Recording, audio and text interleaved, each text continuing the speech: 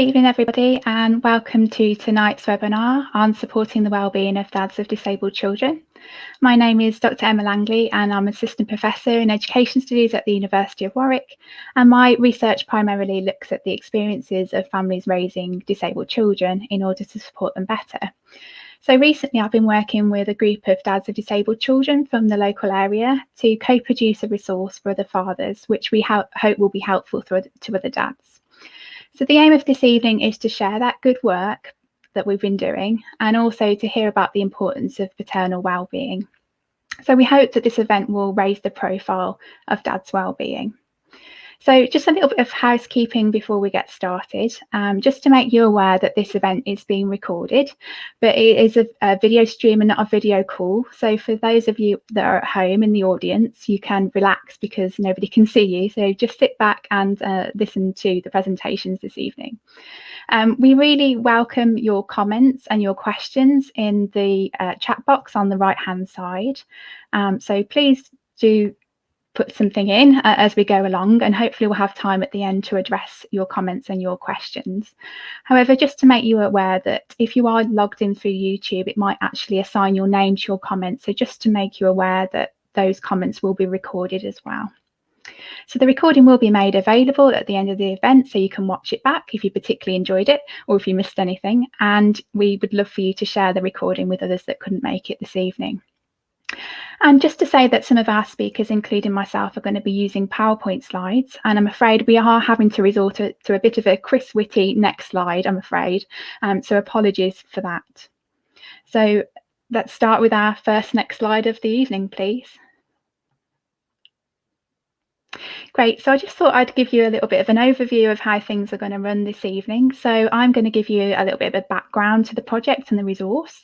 I'm then going to pass you over to two dads that were involved in the project, Chris and Paul, who are going to showcase the main resource themes. We're then going to move to a quick Q&A with Neil Boon, who's going to talk about his reflections of being involved in the project, both as a father and also he was able to help us to edit the videos. Then we're going to be joined by Joanna Sweeney from Mencat Northern Ireland, and she's going to talk about her work and also reflections on the resource and how it could be used in practice. And then last but not least, we're going to turn to Molly and Mike, who are going to talk about supporting dads in practice in relation to their support group for dads in South Wales. And hopefully, like I mentioned, if we have time, we'll come back to some audience Q&A. I really hope we have time for that. And then I'll signpost you to the resource and we'll think about next steps. So next slide, please. So I just wanted to give you a very brief overview about why we do family disability research. Why is it something that I'm choosing to do in my day-to-day life? So obviously understanding how raising a disabled child impacts family members is really important to help us to build tailored and timely support for families. We want to ensure that families have evidence-based support and research-informed support. And what we know so far from our research is that parents of disabled children often experience greater stresses and challenges, which are usually linked to a lack of support. And this can have a negative and long-term impact on their health and well-being. So we very much see it as a priority to support parents, which will obviously have positive outcomes for them, but also for their family too. Next slide, please. So why is it then that we're focusing specifically on fathers? Well, fathers of disabled children, like any other father, they play a critical role in the family. They play a critical role in the development of their child. However, research exploring the experiences of father disabled children is very much in its infancy, mainly because fathers don't get involved in research as much as mothers.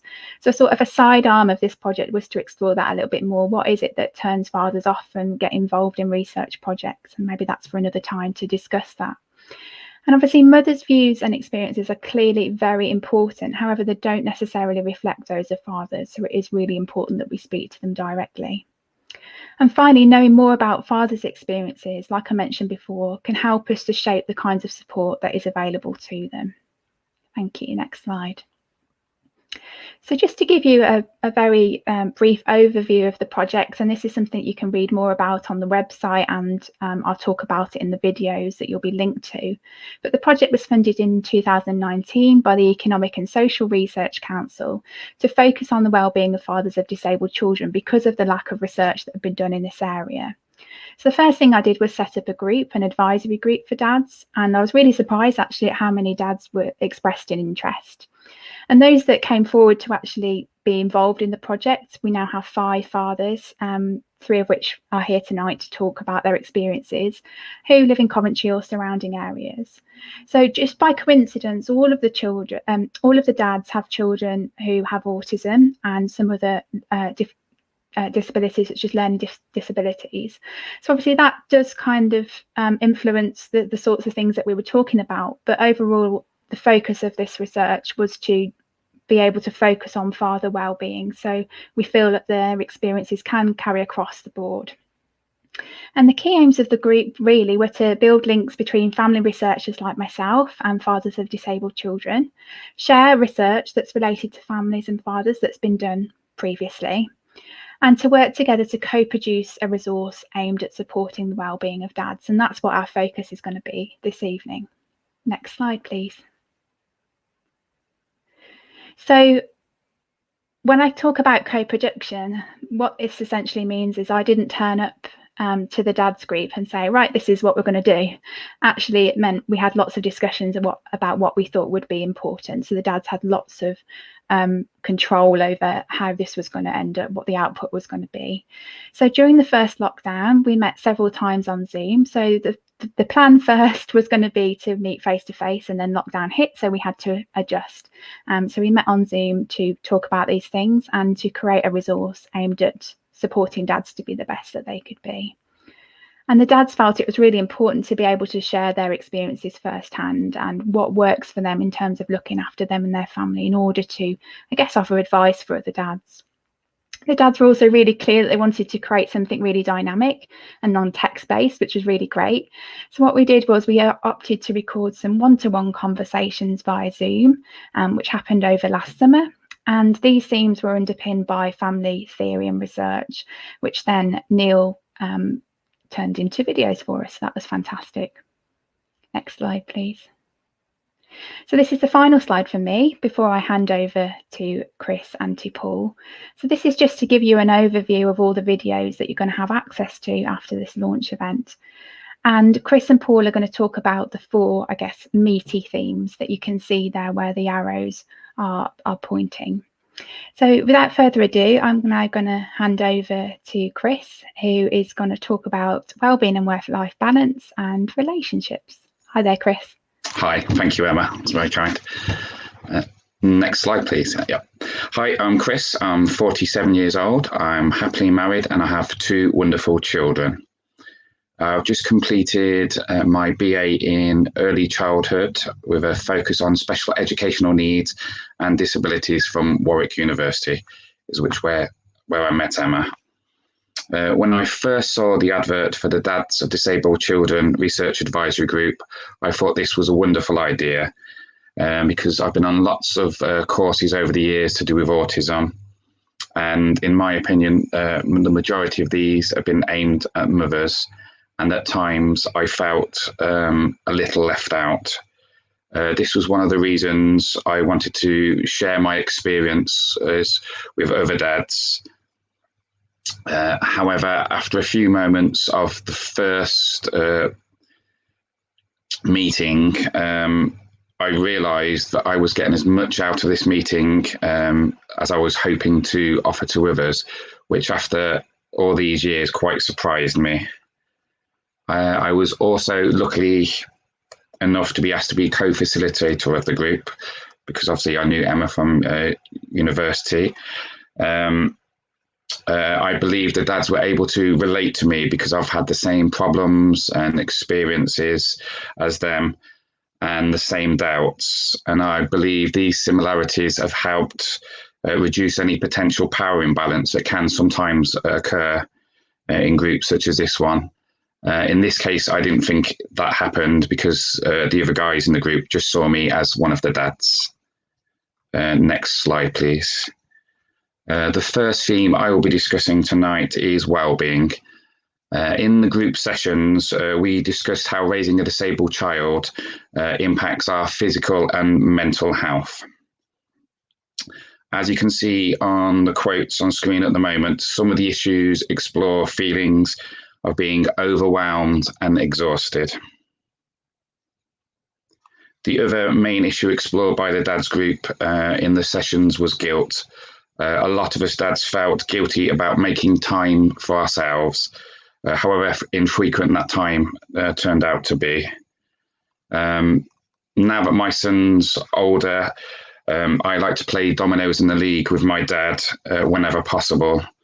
However, even when I'm out, I often feel conflicted that I'm away from home when I have feelings that I should be at home, which is, I know, counterproductive.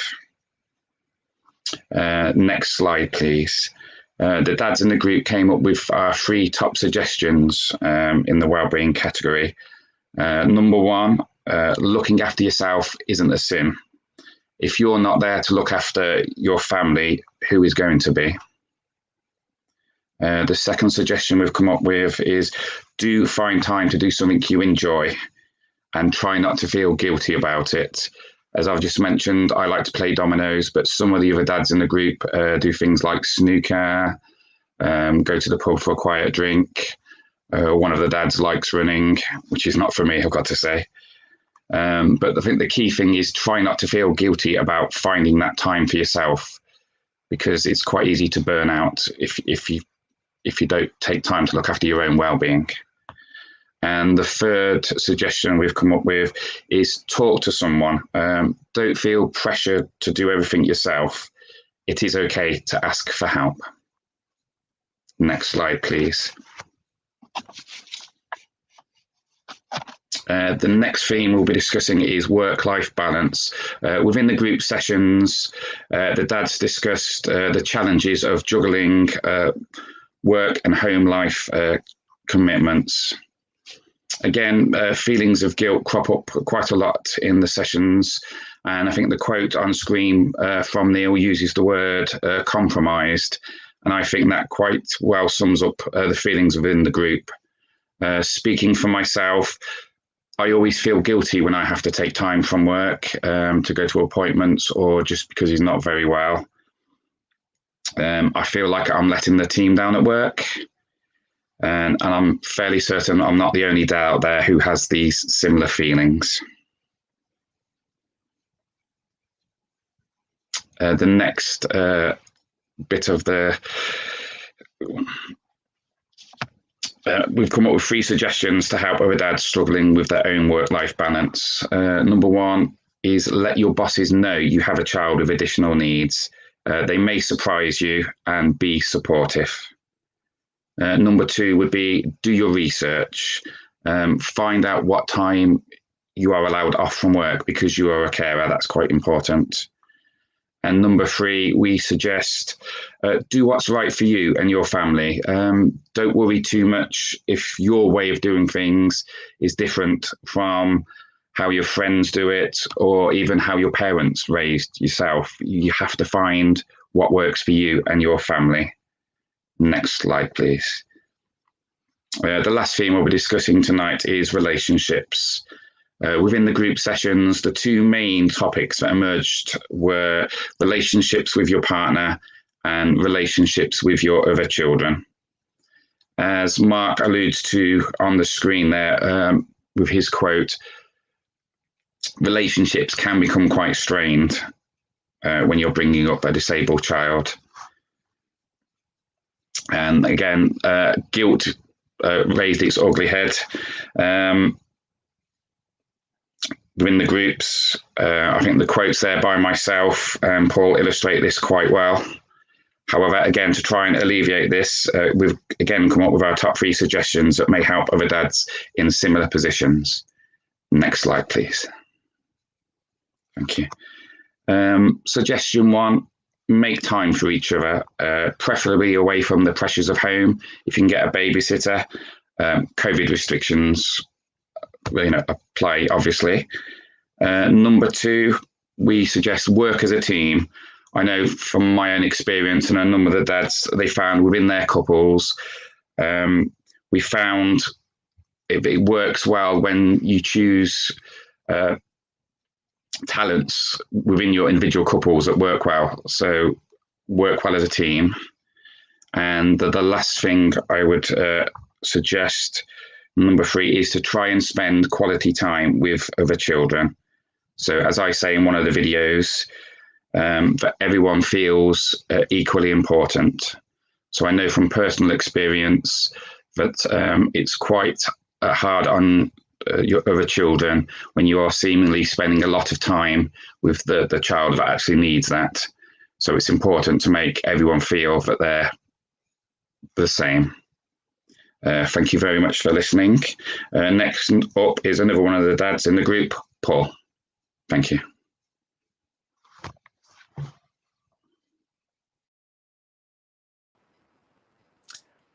Hiya, I'm Paul. As Chris said, I'm another one of the dads from the research group.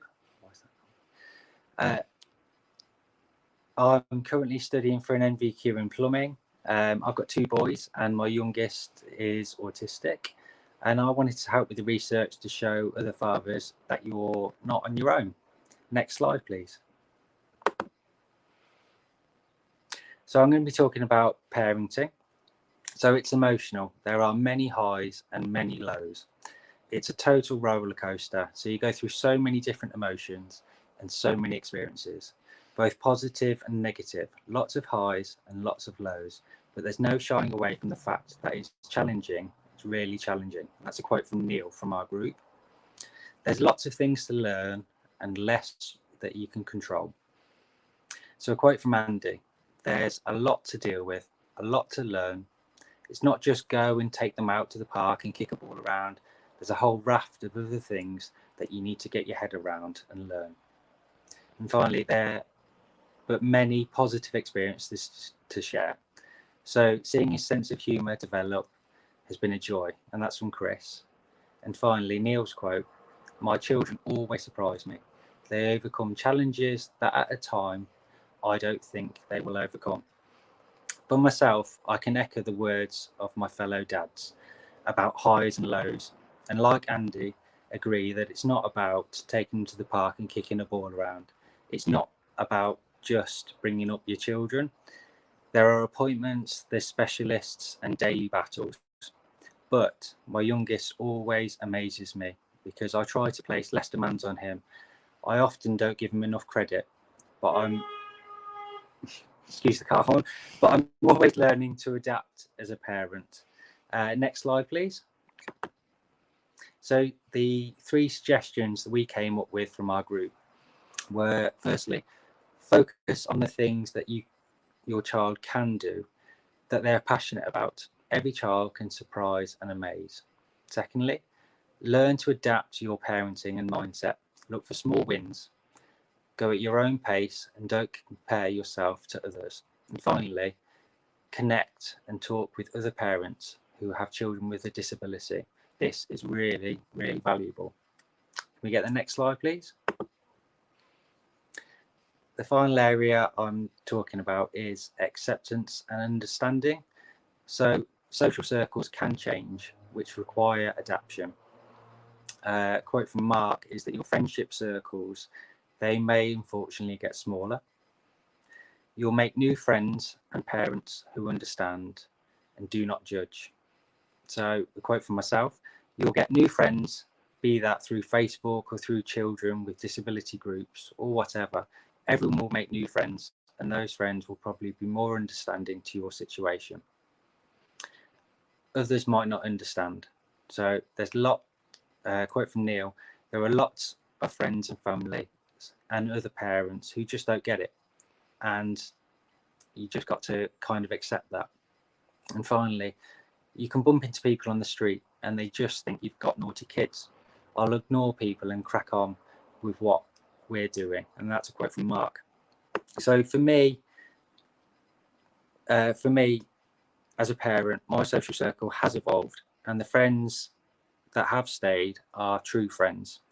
But it's not solely because I have a child with a disability that my social circles have changed. Over time, we as a family have sought other families through training sessions and things like that, and found our village. You soon learn to work out that those who mind don't matter, and those who matter don't mind. Can we get the next slide, please? So the suggestions we came up with from our dad group were, firstly, to accept you might lose some friends, but important people will stick around and want to be supportive. Secondly, find your village, connect with other parents of disabled children that know what you're going through and they don't judge you. Finally, don't let the negative reactions of strangers affect your well-being. Remember that there are lots of people who do understand and that they don't pass judgment. Thank you very much, and I'll pass you now to Neil.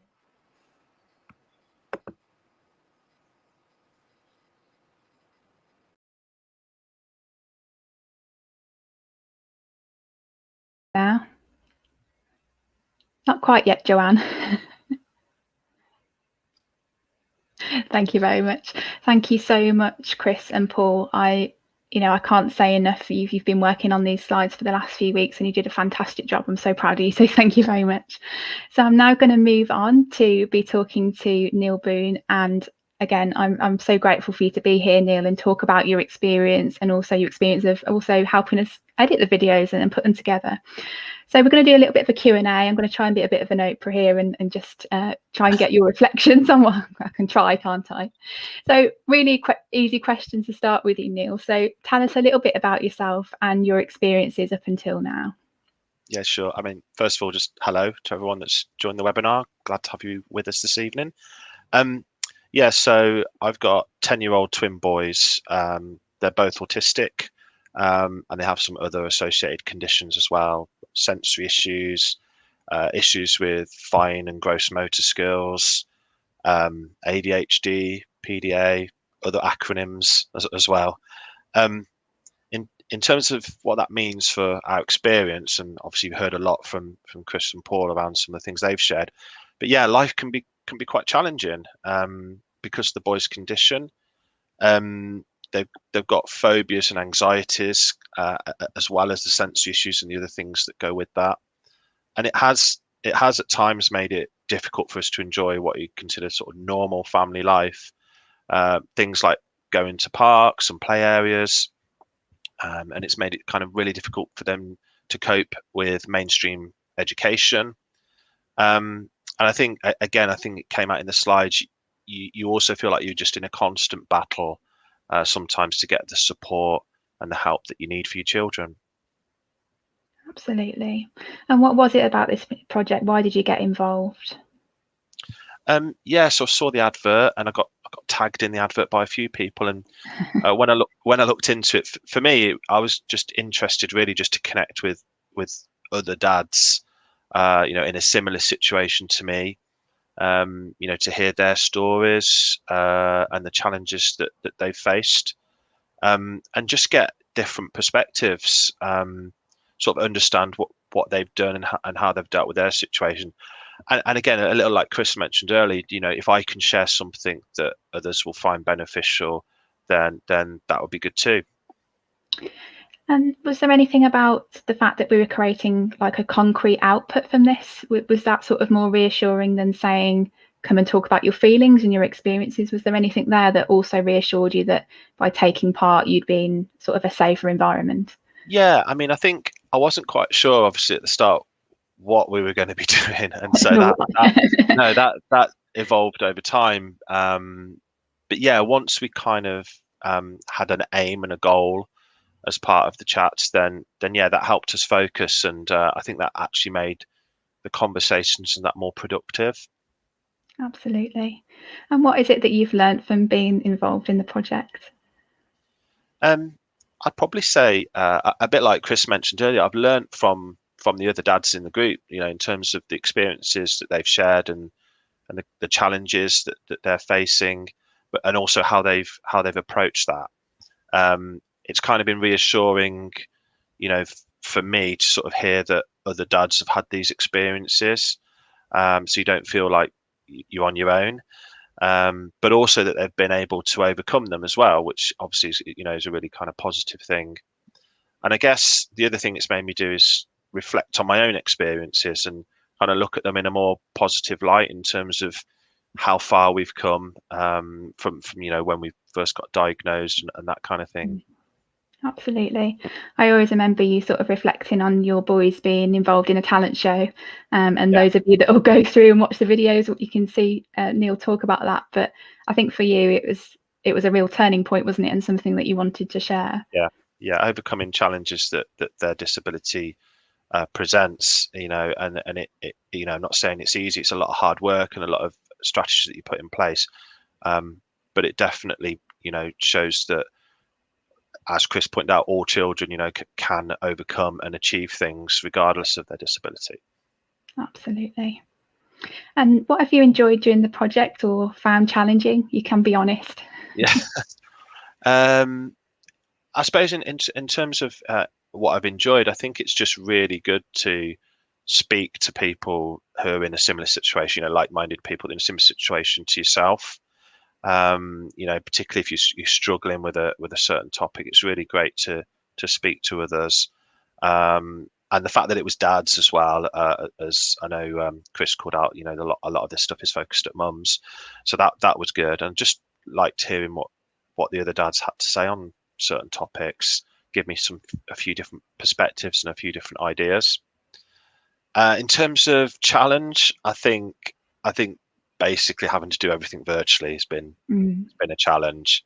Obviously, the original plan was to be able to meet up in person and discuss things, and I think that would have been really helpful to help the dads connect a little bit better and provide a social element to the group. And again, like one of our top tips, be away from the home environment when you're discussing this stuff. So the dads have been involved, but there has been occasional distractions and things just because you're in the home environment. So that's been a challenge, I suppose. And hopefully moving forward, we can rectify that and actually meet up in person. Yeah, absolutely. I think that's our next steps when we can. And I did promise on the advert some pizza, so I'm still waiting for the pizza. Yeah, yes. Gonna be one big pizza. That's like it sure is. And now, just thinking about the future, so what do you think this resource will lead to? Yeah, I've been thinking about this one because it obviously at the outset of this, I hadn't really thought that far ahead and was just happy to be involved in the research. But now that we've produced this resource and obviously launching it tonight, I think what I'd like to see is to evolve really and establish a community of that's focused on dads, be able to connect regularly either in person or virtually, to basically share and support as we've done as a smaller group, but obviously opening that up. And I think it can be really beneficial to dads who are at the beginning of that journey. I remember for me, it was very, very daunting at the start. And I think having a resource like this and people that I could speak to would be really beneficial. So that's kind of, I guess, my aspirations for it for the future. Absolutely. And finally, Neil, so what would be your main takeaway for dads that are watching this tonight or are going to watch it later on? Well, I'd say obviously, watch the videos that we've created. Yes, I think hopefully whatever stage you're at in that journey, that you'll find something in there that resonates with you and your situation. So I hope everyone does just find something of benefit. So that'd be my first takeaway. But I think the main takeaway in terms of advice would be sort of however difficult your situation is, and as we've described, it is a bit of a roller coaster and you can have good and bad times, is just to remember that things do get better, they do improve, and that if you're connecting with people in a similar situation, that can really help. Absolutely. Thank you so much, Neil. I'm going to let you go now. Thank you so much. Thanks. So let's move on then. So next up we have Joanna Sweeney from Mencap, Northern Ireland.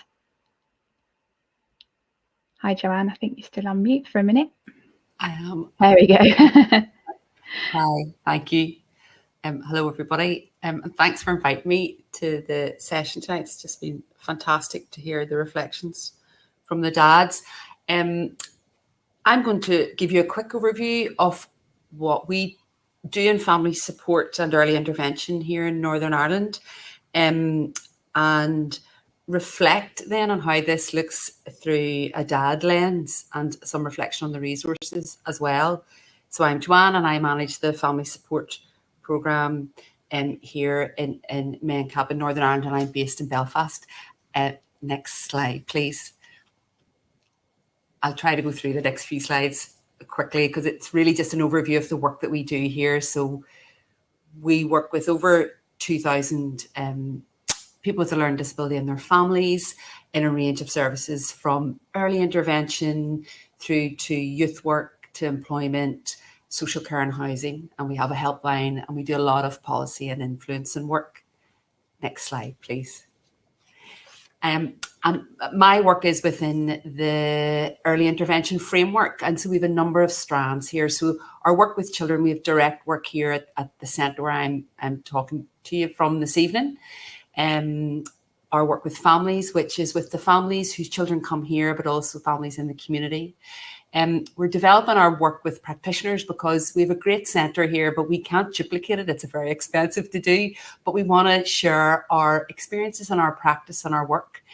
So we've developed some training programmes with practitioners who can access that across Northern Ireland.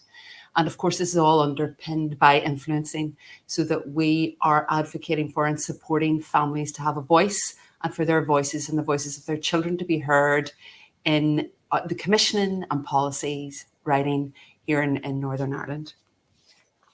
Next slide, please. Thank you. So just to give you a bit of context, because this working with children is where we link with a lot of families. So here at this centre, we have an early years centre, 52 places for children aged 2 to 3. And it's a partnership with our local health and social care trust. And there are multidisciplinary teams who work directly with the children who have a range of support needs, and that runs through an academic year. And that work leads me to the work we have with families, which is the next slide. Thanks. Sorry, there's a lot of text on this, but I just wanted to give a snapshot of our work with families. And so that ranges from listening ears support to workshops and information sessions, benefits advice, Macathon, the statement and process and support around that. We run a parent and toddler programme because we don't have enough places for the people who apply to the centre. So we developed the parent and toddler programme as a response to families, and we base it here in the centre. We run the EPATS programme, Early Positive Approaches to Support, which some of you may have heard of. And it's an 8-week programme for parents of children with a learning disability, developmental delay, and or autism. And it's been developed by Dr. Nick Gore and Dr. Jill Bradshaw at the Tizard Centre in Kent. And we work really closely with them. And it's been a really positive programme with our families here in Northern Ireland. We've worked with about 250 families over the last 3 years. And we do a number of big scale events. Now, we've had to adapt a lot in the last year. Everything's virtual classrooms. The EPATS course has gone online, and we've looked at developing resources both through our Facebook page and online. But when I put this up, I was like, wow, we've done a lot. And then from looking at the resource that the guys have put together, I put on dad lenses, and I looked at this again, and I thought, well, what are our numbers in terms of engagement with dads? Now, our one-to-one listening ear service, we really do not, that is not used by the dads we work with. We often get dads coming along to the workshops and information sessions, but it is mostly mums and female carers. Our parent and toddler session should probably read mum and toddler, because we have a very little representation of dads at those sessions. Probably out of all of this, it's our EPATs would have the biggest percentage, maybe about 14% of the people, of the families we've worked with, the parents we've worked with have been dads or granddads, our male carers. So it's been really interesting for me to look at the resource that has been developed and to really ask, what is our family support and how do we reach dads in a better way? And also, one of my reflections is we, at the start of each year, we do an audit of need, or we ask parents, what type of support would you like from us? And we base our program around that. And at the end of the year and after certain programs, we evaluate and we ask, what worked well, what didn't work well, what additional stuff would you like? But if I reflect on the feedback, it tends to be, if the family is in a couple, that it is the mum that responds to those evaluations and gives the feedback. So while we say our program is for parents, it is often interpreted and accessed by mothers. And I think that's a real learning for us. And I just have some other reflections on the second last slide. Thank you. So I have worked in the area of family support for about 12 years now, on a range of different projects. And we know that terminology can be everything in terms of advertising something. So if we talk about a parent program or a workshop, the word parent is often interpreted as mother. So we need to think about the language we use when we're promoting activities or when we want to capture dads. And how that's communicated is really important. In terms of the workforce, I just reflected that actually there's such a small percentage of family support workers, staff who work in early years are male. And so it is female dominated. And that doesn't necessarily mean that the work is less effective, but it's just a reflection from my experience, and I'm sure your experience around the gender makeup of the workforce. And I think the types of engagement are really important.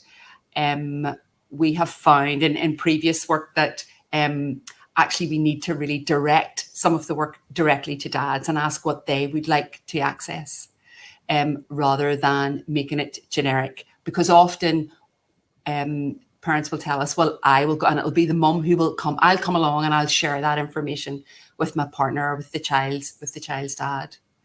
And I think for me, it's been really exciting to see this resource, and I've shared it with my a couple of my colleagues in the family support team, and we're a small team, and we were saying we would really love to share this resource, of course, but we would like a resource like this with the voices of our dads from here in Belfast and across Northern Ireland. It's so accessible, it's so honest, and I think for me it really will give dads and male carers real permission to share and be open. And I love the fact that it's visual and not that you need to read a bulky document.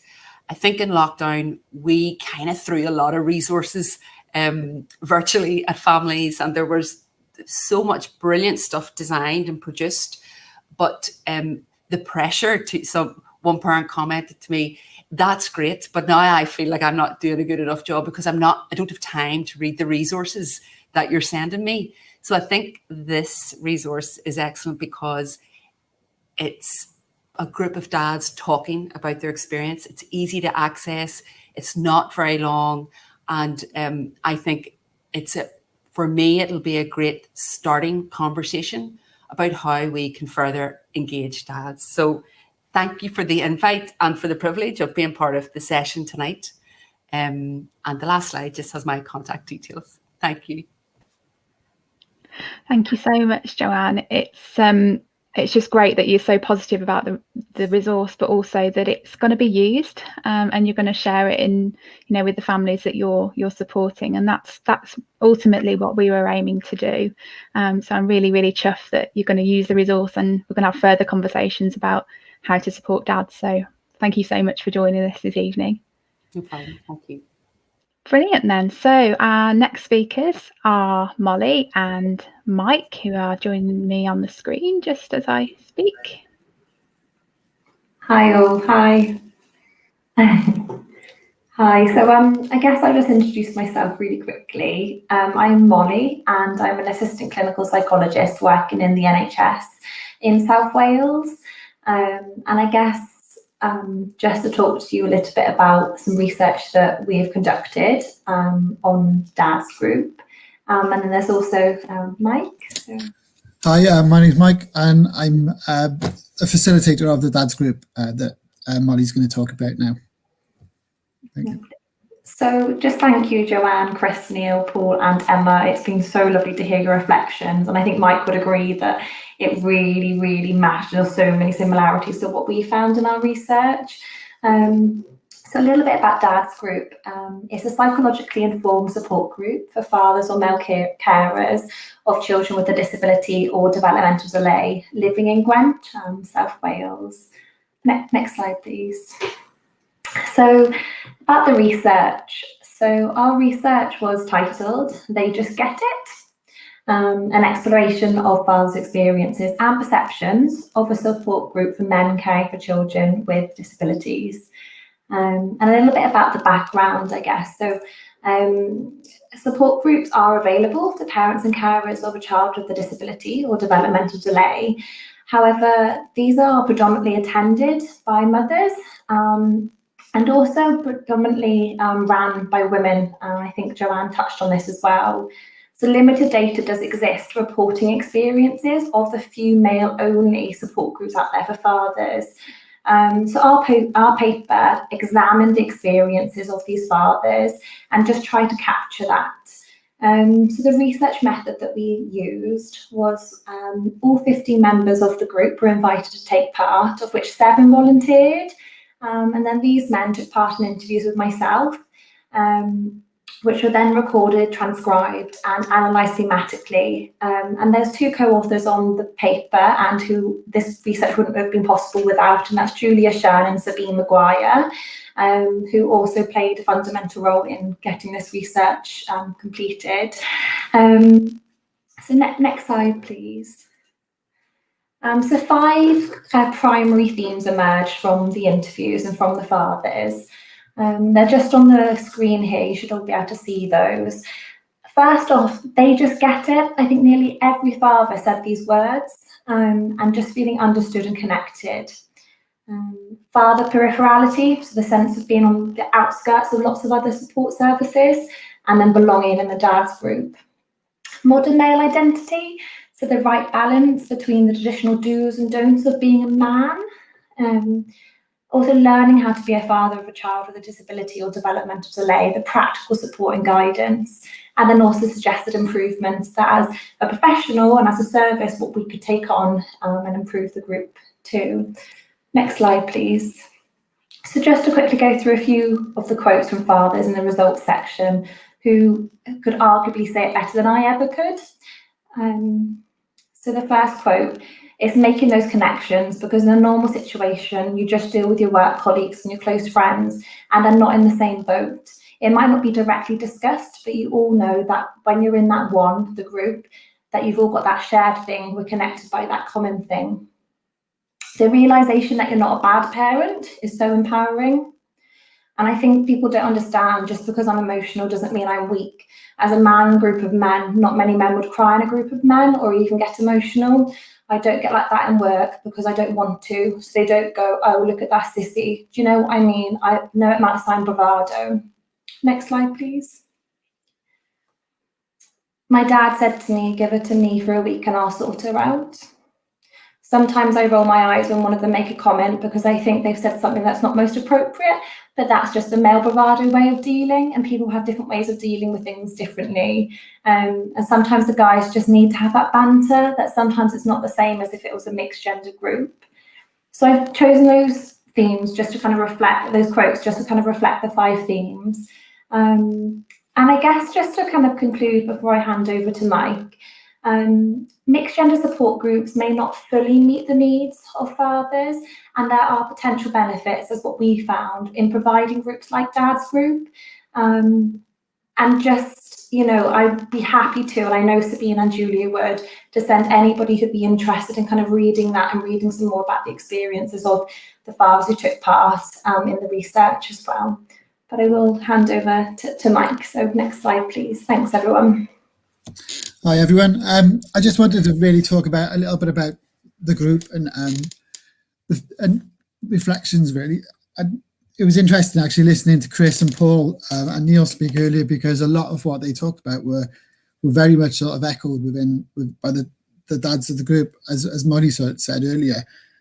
Some of the comments that we get are around, or a lot of the issues that sort of crop up in the group are around relationship issues. And from attending sort of generic groups that cover both groups myself, I found that there was certain things around talking about relationships with partners mean that it's very difficult to bring have those conversations in a generic support group. Whereas when you're talking to other dads, you can have those conversations much more freely.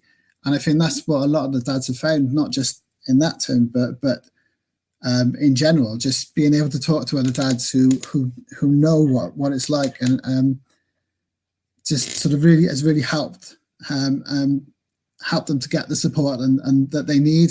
And as Molly said as well, we've had dads really sort of, you know, butch dads who play rugby, dads working sort of construction, and they've broken down crying, and they sort of have said afterwards that they wouldn't have felt comfortable doing that in a generic group. So having that space just for them, being around other dads and feeling that they can just let those emotions out, has been really, really powerful. The dads group was set up initially by a psychology service, which was being run within our local children's centre. It was set up because the psychology service was run to support the other members of the families. So the children were going to the centre to get the support that they needed, but they identified that actually the family needed a lot of support as well. The parents needed support, the siblings, and so they started to sort of set that service up in order to engage with the parents and the siblings, but they weren't getting the engagement with the dads. The mums were attending, but not as many fathers. So they came up with the idea of setting up a support group to try and bridge that gap, really. The group's been running for the last six or 7 years. And initially it was run by the clinical psychologist, and she ran it for the first two and a half years or so. And then when she left, I was asked to sort of step in and carry on running the group. I have a history of working in supportive roles. I've worked in family support for 15 or 20 years or so now. And so it sort of felt quite natural for me to sort of step into that role and sort of facilitate the group. Initially, it was done on a voluntary basis on my own, and then Molly was employed, and so me and Molly ran it together. But for the last year and a half or so now, I've been running the group on my own, and it's been handed over to me now to run sort of on my own as a dad. The impact of COVID, I think, has been interesting, and again echoes what sort of Neil was saying earlier. That it's been quite difficult. Many of the dads have not been able to engage in online sessions because I think they've found it difficult to have those conversations. The conversations that we were talking about earlier about, you know, those very sensitive conversations when their children or their partners are just a room away, and so they found it quite difficult to engage. But we've had a group of dads, probably about 5 or 6 of the dads have been attending quite regularly, and it's been great to sort of be able to keep that going. The group meets on a Saturday, which again is important because a lot of dads work, and so attending a support group running in the daytime is difficult, which again sort of has an impact on how well they're able to engage. So having the group running on a Saturday means that not only can more dads attend, but also we can run the group throughout the whole year. So other support groups often finish are only term time only because of childcare needs and issues and things like that. So, but our group has been able to run constantly throughout. But as I said, the impact on COVID has been a challenge, and we're looking forward now to hopefully soon, fingers crossed, to getting the group back up to a face-to-face group. And that's me. Thank you so much, Mike and Molly. Just really glad to have had your perspective as external speakers, but also, as you both talked about, when we've had conversations about this beforehand, how many similarities there are. And I think going forward, working together to think about how we can best support dads is definitely the way forward. And I think peer support definitely seems to be something that's really, really valuable for dads. So we are on time, which is fantastic. Great job, everyone who did keep the time. So I think we're going to have everybody on the screen now, and we're going to take some sort of have a look at the comments and the questions. So if you have any particular questions that you'd like to pop into the chat box, then please go ahead now, and I think we can have a look at some of the comments as well.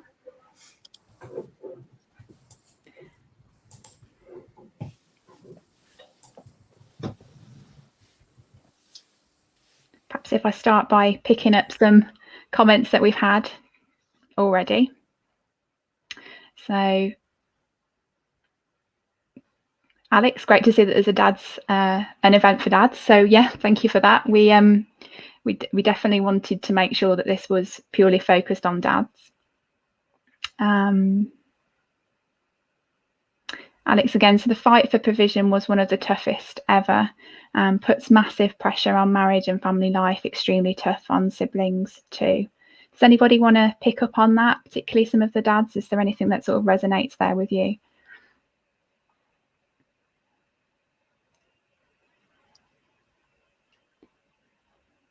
I think Chris can, but I can't hear you, Chris. I think you're on mute. Yeah, hi, I'm here.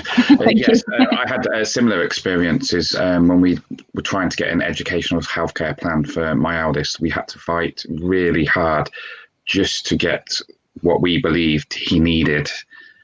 And we thought of, and we were lucky in the respect, I think it was the day before we were due to go to court, the council finally decided that he needed one, and they changed their mind. But looking back, the pressures within the family were intense. We were arguing, and obviously we just wanted the best for him, but it was a fight, so I know we're not the only one in that position, but it can be hard. That is true. Absolutely. Does anybody want to come in on that as well? I think Mike does.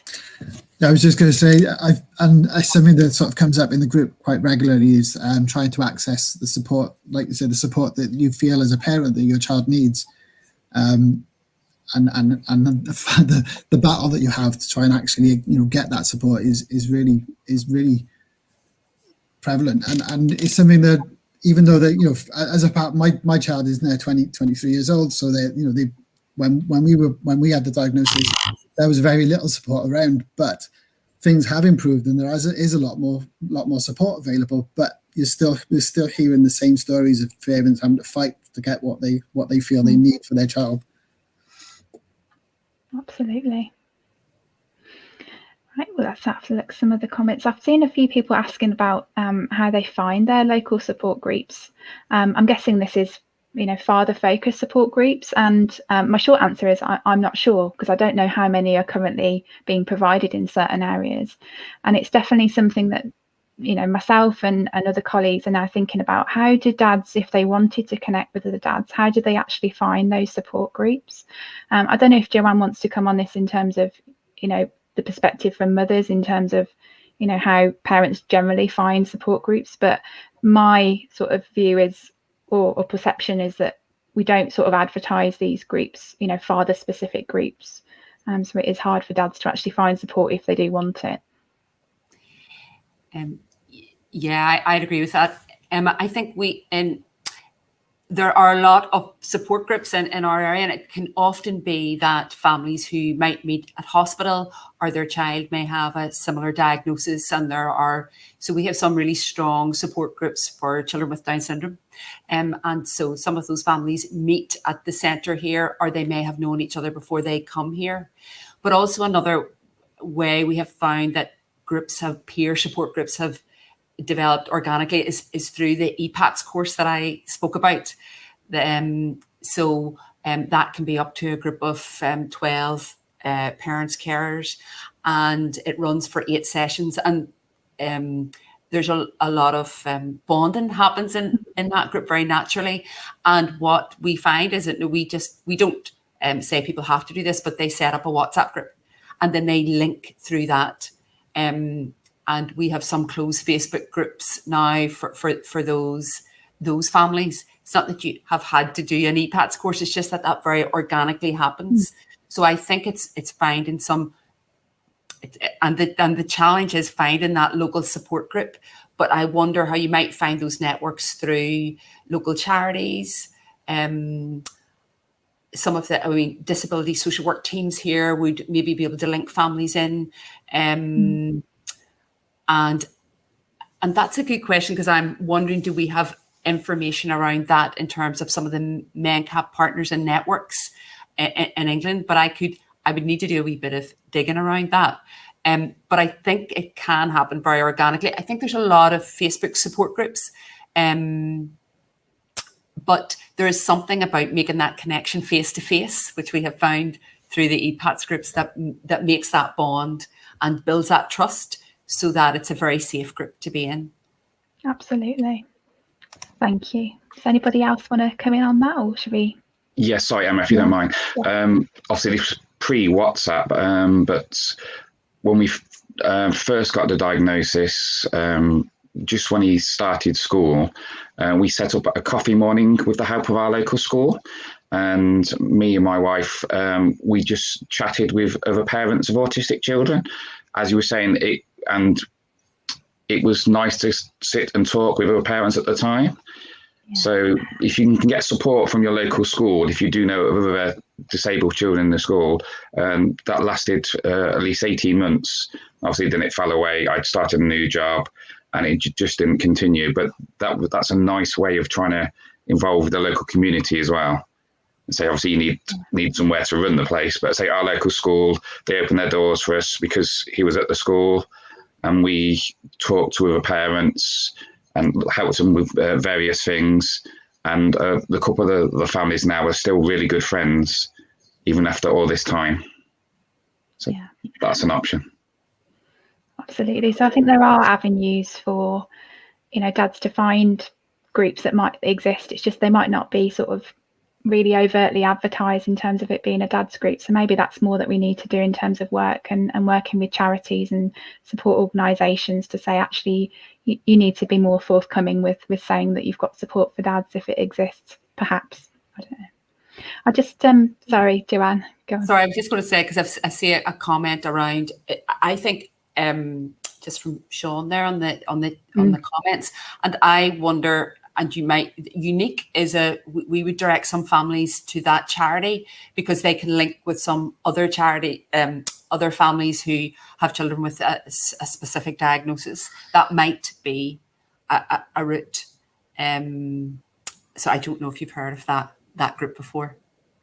I have, yes. Well, perhaps I can sort of tweet some links to what presenters are talking about today. So I'll be linking through Twitter some of the different support services a bit later on. I was just going to pick up on Sean's point as well, to just say it was just a coincidence that actually all the dads have got children with autism. It wasn't intentional, but I think maybe it has worked better in the sense that they'd all got that commonality, those shared experiences. And I think what we're looking forward to doing now is actually saying, do we think about having specific groups for particular disability types where dads have that really shared experience, or do we actually widen the group and bring everybody in? So it's definitely something we have thought about, and the dads have also talked about how their advice and their experiences might not translate to all dads. So I completely understand your point there, and we've got it covered in the sense that we're going to be thinking about this in future work. And Molly, do you just want to come in quickly before I have to wrap up? Really quickly, just to add on that, I think, I don't know if Mike would like to say a little bit as well, but we definitely had fathers who attended the dad's group who had a child with maybe a very sort of complex syndrome and maybe didn't have autism. And I think that did come up in the interviews from the research, and I think it came up in a lot of the groups, but it still felt that there was that sense of connectivity and that understanding, even if the child's syndrome or disability was felt to be very, very different. Obviously, everyone's really individual, and that might not be helpful for everybody, but I know from our experience it was. So I guess just to sort of add that in as well. And just quickly, I guess, how the dad's group formed was through the charity that I worked for, and was called Sparkle Appeal in South Gwent. And has since gone into the NHS service called the Helping Hand Service, and they have a lot of resources online. They're on Twitter, I think they've got a website, and there's lots of resources around, like sort of lots of different bits and bobs on there. So it might be worth just for everybody to kind of have a look into that. It might be helpful just to sort of raise that for everyone. That was all. Thank you. Thank you, Molly. So I'm afraid we're going to have to wrap up now. I can see so many comments that I'd love to extend the chat, but we did promise that this was an hour. So, thank you to everybody. So I'm just going to put a last slide on the screen, if that's okay, and we will wrap up there. So I really hope that you've enjoyed the event tonight and got something from it. I can see loads of positive comments there on the right hand side, so I'm really pleased that some of you found it useful. So the really important bit is go and have a look at the resource. So this is going to be posted into the chat box shortly, so you can go and have a look at the videos at your leisure. So please go and do that and share the resource with others that couldn't make it tonight. We'd also really welcome your views on our virtual wall, and again the link will be put in the chat box. We'd really value your views in terms of what future research we should be doing that focuses on fathers, and also some feedback from the event. And if you're a father who is sitting there and thinks, I'd like to get involved in this sort of work, future advisory groups or projects, there's absolutely no pressure. But if you would like to know more, then my email is on the screen now, and I'd really like to hear from you. So I just want to end the event by saying some massive thank yous, and I'm bound to forget someone. But first of all, I'd like to say massive thank you to all of our presenters tonight that have taken their time, not only to just be here for this hour, but to actually prep, do lots of preparation in the run up to this. So thank you so much. Thank you so much to Naomi, who is behind the scenes from the Warwick Institute of Engagement, that's helped us be here and helped me, when I've been very stressed about this. So thank you very much. And I want to say a really special thank you to all the dads that were involved in my project, those that are here tonight and those that are listening at home. It's been a real pleasure to work with you. I'm so proud of you, and I'm really excited for the future work that we're going to do. And finally, I just want to say thank you to our funders, the Economic and Social Research Council. Without their funding, this project could not have happened. So thank you very much for joining us tonight. Really hope you found it useful. I really encourage you to engage with us on Twitter, so Warwick Engages, and my own Twitter, Dr. Emma Langley. And yeah, thank you very much for joining us, and take care. Have a good evening.